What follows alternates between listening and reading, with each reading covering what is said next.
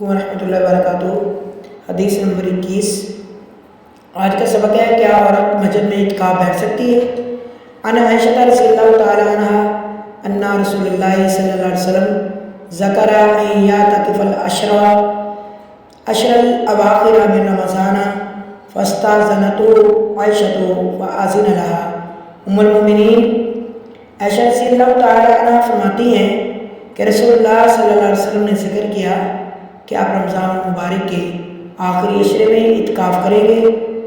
اس پر عائشہ رضی اللہ تعالیٰ عنہ نے بھی اعتکاف کی اجازت چاہی تو آپ صلی اللہ علیہ وسلم نے اجازت دے دی۔ فائدہ قرآن و حدیث میں صحیح بات یہی ہے کہ عورت کا اعتکاف مسجد ہی میں ہے۔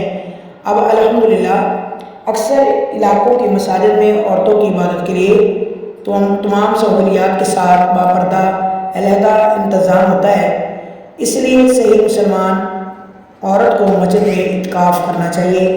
ویسے بھی اعتکاف نفلی عبادت ہے، اگر کسی کے لیے مسجد میں اعتکاف کرنا ممکن نہیں تو نہ کرے۔